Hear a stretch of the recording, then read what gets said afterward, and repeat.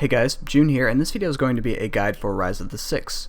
This is a pretty challenging fight to make a guide for because you're actually fighting 6 different bosses that are all behaving independently, and so every kill is likely to be a little bit different depending on how each of their special attacks lines up.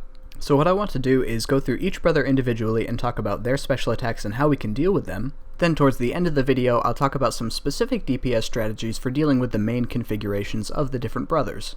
As usual, there are timestamps for everything important in the video description if you want to jump around, but otherwise let's get started.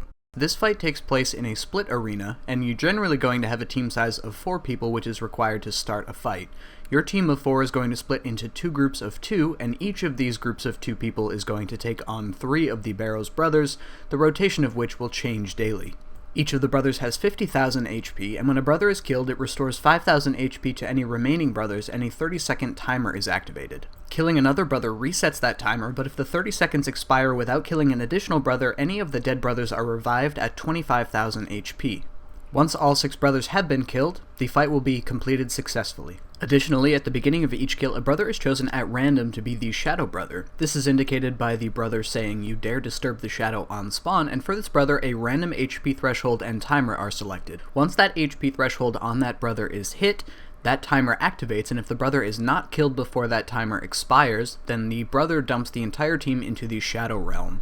The change to the Shadow Realm is indicated by a pretty dramatic change to the colors of the environment as well as an on-screen message, but the only actual change to the fight is that most damage is increased by a factor of 2. Given how short a Rise of the Six fight tends to be, you should almost never find yourself actually entering the Shadow Realm, and there's really no consequence to the strategy of the fight, just be a little bit more cautious of your HP if that's the case.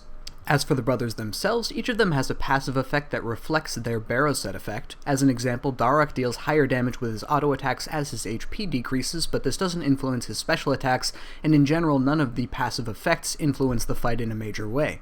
Each brother also has 3 special attacks, and they're always used in the same order, though which special attack they start with in any particular kill is random. Starting with Ahrim, his first and second special attacks involve opening up these portals in the floor. When he opens the portals on the enemy side, he temporarily teleports up onto the wall where he's only attackable by the people on the side where he didn't initially spawn, and he opens all 8 portals simultaneously. When he's opening the portals on his own side of the field, he opens them one at a time, and they can be in 2 varieties. Purple portals deal damage to any players standing on them, in relatively small amounts, and red portals, which are quite a bit rarer, actually heal the brothers that might be standing on top of them. Neither of these should impact the fight in a major way as long as you stay away from the portals. For his last special attack, he teleports to one of 2 locations towards the center of the arena. The location you see here in this video clip is the northern spot, and he will always choose this location unless Karil is also on his side and is currently doing this same special attack in that location, at which point he chooses the location about 8 tiles south of his current spot. Ahrim is entirely invulnerable while he's doing this spin attack, and anybody caught in the flames will be dealt with rapid typeless damage. The last interesting thing that Ahrim will do is that after taking about 5,000 damage, he starts to levitate, and you get an on-screen message that Ahrim has taken to the air.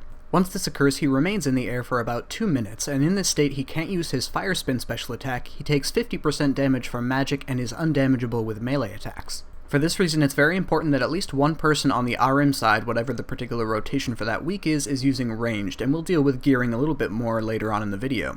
Next up, let's take a look at Karil, who is by far the most dangerous of the brothers. The first of his special attacks involves teleporting back and forth between the 2 sides of the arena. Every time he teleports, he leaves a portal, which lasts for a few seconds. A player can actually use this portal to teleport to the other side of the arena, or if left alone, after a few seconds it will explode, dealing amazingly high typeless damage to anyone caught within its radius. It also has an amazingly large area of effect, up to 8 tiles away from the center of the blast, and the damage that's dealt to the player is based on how close they were to the bomb. Chances are, if you died in a ROTS kill, it was to one of these bombs. Above all else in ROTS, your number 1 priority should be keeping an eye out for these bombs and staying as far away from them as possible. Karil's second special attack is a Fire Spin, completely identical to Ahrim's Fire Spin in every way. He chooses the same 2 locations, and just like Ahrim, he will always choose the northern location unless Ahrim is in the northern location doing his spin currently. Karil's last special attack is also relatively dangerous. This is the Purple Lightning special, and this actually occurs on the side that he didn't spawn on as part of the kill. It moves either from the north to the south or the south to the north end of the arena. This attack deals very high damage, especially in the Shadow Realm where this particular attack's damage is quadrupled and has some KO potential. You can avoid it by sticking to either the eastern or the western walls depending on how the special attack has spawned, or you can reduce the amount of damage that you take from it by surging in the opposite direction of its movement. Next up, let's take a look at Guthan's special attack. The first of them is actually shared between all of the melee brothers, and this is basically an analog for the Meteor Strike ability. The brother will run over to an adjacent wall and then jump on top of his main target, dealing some typeless damage. This is one of the easiest specials to avoid. Just keep an eye on any melee brother that might be attacking you, and if they run away from you for no apparent reason towards a wall, just know that they're doing this attack and move away from the spot that you're standing to avoid the damage. Guthan's next special is also shared between most of the melee brothers, and basically he's going to switch to walk speed instead of run speed like he uses for most of the fight, and then he starts swinging his spear around, and any person caught in the AoE of that spear takes pretty rapid typeless damage. This is another very easy attack to avoid. All you have to do is run away from them and pay special attention not to drag a brother who happens to be doing the spin special over your partner. The last special is indicated by an on-screen message that says Guthan gets ready to throw his spear. This attack gets directed at the person who's not Guthan's primary target at that point, and that person will get damage over time until Guthan gets into melee distance and pulls the spear out of them, which also deals some typeless damage. The easiest thing to do at this point is for the person who's targeted by this attack to target Guthan and use Provoke to pull Guthan into melee distance to remove the spear. Next up we have Dharok, and his first and second special attacks are the Meteor Strike and Spin, just like Guthan. His third special attack is indicated by him saying "Give me everything" and playing this cool little animation. While this is active, he's completely invulnerable, but he stores any damage dealt to him, and when this effect wears off after a few seconds, his first auto attack against an enemy deals as much as the cumulative total of all the damage he absorbed during that time. The two ways to deal with this are to either simply avoid dealing damage to him while this effect is active so that there's no cumulative damage to deal with that first hit, or if there is damage to be dealt, you can use a combination of Protect from Melee and Devotion to entirely block that damage. Next up is Torag, and again the first and second special attacks are the Meteor Strike and Spin, just like Dharok and Guthan. For his third special attack, Torag smashes his primary target into the ground, preventing them from fighting back or moving. The individual can still eat, but is otherwise incapacitated until their partner deals sufficient amount of damage to Torag to free them from this special attack. For the entire amount of time that they're in the ground, they'll receive a relatively small and inconsequential amount of damage over time. Lastly, we have Verac, and his first special attack is the Meteor Strike, just like the other melee brothers, and his second special attack is a spin, but it's a little bit different from the other brothers. Verac's version of the spin includes a message on screen that says that Verac is tracking you from the skies, and he essentially turns into a little helicopter where he swings his flail around and chases after his target player. The only thing is, Verac almost never uses this special attack for some reason. It's so rare that I've never even seen it myself, and I couldn't get any kind of video footage to put in here to demonstrate that to you. His last special attack is indicated by an on-screen message that says Verac ties your soul to a specific place, and then a random map tile is indicated as where you're supposed to stand with a few green arrows, very similar to the icon you receive with the Detonate ability. The only consequence of not standing on the appropriate location is a slightly increased prayer drain, and so this special attack should be completely ignored. With all that in mind, we can start thinking about some of the general strategy of the fight itself, starting off with what priority order we should be killing the brothers in. Generally speaking, Karil's going to be your number one priority just because he's so much more dangerous than the other brothers. Torag will be a close second because his ability to incapacitate a player puts a real damper on the amount of DPS that your side is able to do. Guthan, Dharok, and Ahrim would be next, and Verac is usually safe for last because he pretty much doesn't present any kind of a danger to anybody. This also leads us into thinking about how we're going to maximize our DPS output strategies, and there's two important things to keep in mind when talking about that. The first is we want to minimize bleed stacking, and this is especially important because abilities like Corruption Shot and Corruption Blast can deal really insane DPS since we're dealing with multiple targets. That of course leads us into the second thing, which is we want to maximize the amount of AoE damage that we're able to do since we can hit multiple brothers with any particular AoE ability and thus multiply our total DPS output. I don't want to waste too much of your time talking about gearing since generally things are just going to be your best in slot DPS gear, however there are a few important things to point out. First, if you're using magic, you definitely want to be using a staff instead of dual wield because Concentrated Blast won't deal its full damage if you're moving around, which is going to be very common throughout the Rots fight. Sonic Wave also gets a nice accuracy buff which helps with the DPS output, but Concentrated Blast is slated for a buff sometime in the near future, so this may no longer be an important distinction as you're watching this video, so just check on that before you make a decision. Secondly, because we're going to be trying to maximize our area of effect DPS, there are several strategies that are going to involve either using a Noxious Scythe for the AoE damage or using Mechanized Chinchompas for the AoE damage, and we'll talk about those in a little bit more depth later on when we talk about specific configurations of brothers. The last thing is that due to the really short nature of the Rise of the Six fight, it's much better to be using the Berserk Blood Essence in combination with regular Supreme Potions rather than Overloads or Supreme Overloads. Stacking the active effect of the Blood Essence on top of the Supreme Potions gives you crazy damage output for about 20 seconds, and then even when it wears off, you're doing about as much damage as you would with Overloads anyway.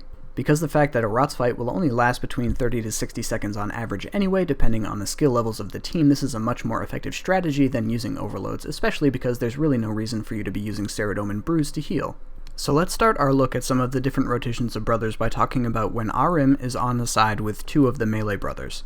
For this configuration, ideally you both want to be using mechanized Chinchampas, and both you and your partner are going to stand on this very particular spot. The reason for this is the brothers always spawn alphabetically from north to south, so this spot is right in melee distance of where Ahrim is going to spawn, and because the other two brothers are using melee, they're both going to run into melee distance and stack on top of him. Once they stack up like this, it's easy to deal incredible DPS because every ability we use is going to deal damage to all three of them. Because of how easy it is to DPS on this rotation, you're never going to get anywhere close to an ultimate ability, so you should just adrenaline pot right on spawn to get to your thresholds more quickly. Next, let's look at the rotations with Karil and two melee brothers. For this rotation, you want one of the individuals using magic and the other using ranged, and the person who is going to be primarily tanking the brothers is going to walk Karil at the start, just to make sure that you get the double damage from both of your bleeds. Karil should be dead in just a couple of seconds using this strategy, and at this point you can switch to Chins, or you can continue using your tier 90s just to finish off the melee brothers. Next up are the rotations where Ahrim and Karil are together, which are generally considered to be the worst rotations. Again, for this strategy, both of you should be using tier 90s, one of you using magic and one using ranged, and on spawn, the person who's primarily tanking the brothers is going to be walking Karil again to get the double damage from bleeds. As always, Karil is going to be the #1 priority, but after Karil's dead, you're going to split up, and the ranged person is going to try and onslaught Ahrim, and the magic using person is going to onslaught whichever melee brother is with them. And finally, the last rotation is when 3 melee brothers are together. For this rotation, you want the primary tank using Insight and a Noxious Scythe, and the other individual should be using mechanized Chinchampas. All 3 brothers are going to stack on your Insight tank, and he will run the brothers to stall their attacks and prevent specials. Your tank will capitalize on abilities like Hurricane and Quake for the AoE damage, and since everything's AoE with mechanized Chinchampas, you will tear them to pieces with relative ease. Lastly, as some odds and ends to finish off our strategy here, any of the melee brothers will occasionally throw Ahrim or Karil in the air in a sort of teamwork attack that deals anywhere from 2 to 3k typeless damage and is really impossible to predict, so make sure you don't camp risky HP. If for any reason there are no players left on the other side of the arena, either because they died or because they teleported to your side of the arena using Karil's bombs, then any brothers remaining on that side of the arena will teleport to your side of the arena to resume the fight. This gives you the opportunity to salvage a kill if your partners have died, or can be done strategically if the 4 individuals want to group together on the same side of the arena using Karil's bombs, though this is not necessarily a recommended part of any strategy. And lastly, you want to communicate as much as possible with the individuals on the opposite side of the arena from you so that you can stall if necessary by strategically waiting to kill the brothers left on your side to reset the regeneration timer and give them the longest opportunity to kill their brothers. Once you and your partners are relatively experienced at Rise of the Sixth, this should never be necessary, but while you're learning, it might be a nice part of the strategy. Finally, the very last part of the strategy comes after the kill is completely finished, and you need to escape from the arena before the collapsing tunnel kills you. Each of the bridges that you passed on the way in has been destroyed and is instead replaced with 2 agility obstacles as a means of passing over that gap. There's a ledge on either the left or the right side that offers a somewhat slow but repeatable means of crossing the gap, as well as a faster traveling method through the center, which takes the form of either a vine that you can use to swing across or a pillar that you can jump across. The caveat with the central path is that this can only be used once, and so the general etiquette should be that the person who is the farthest back in the group escaping the tunnel is allowed to use this central path. If you intend to do a lot of Rise of the Six, I would recommend bringing either a weapon or a shield switch with the mobile perk on it to give you the opportunity to use Surge more often as you're escaping from tunnels. This can be super helpful. Even if you don't manage to escape in time, the damage that's dealt to you by the collapsing tunnel is relatively weak and you can eat your way through it, though obviously wasting food on that is going to shorten your trip. Don't be a dick and use the center path every time or nobody's going to want to rots with you. Finally, the last thing I want to share is a link I'll put down in the description, which is to the Pro Rots beta guide for Rise of the Six. There's lots of really cool stuff here, including an interactive map of the arena that shows you the range on some of the different attacks, but most importantly is a library of all of the glitches at this boss. Rots is buggy as hell, and it would probably be worthwhile for you to take a look through the glitch list and just get an idea of what some of them are in case they pop up during kills, and just in general this site is a great resource if you want to look up something quickly about Rise of the Six. Thanks for watching, guys. Sorry it took so long to get this video back up. I pulled it down to try and add some more things to it to try and compensate for some of the feedback I got, but then my wife got in a car accident and all sorts of crazy stuff happened in real life and got me totally sidetracked. Thanks for being patient in that respect, and big thanks to Armin and Born for Slay for helping support the channel on Patreon. Thank you guys again all for watching, and I will see you in the next video.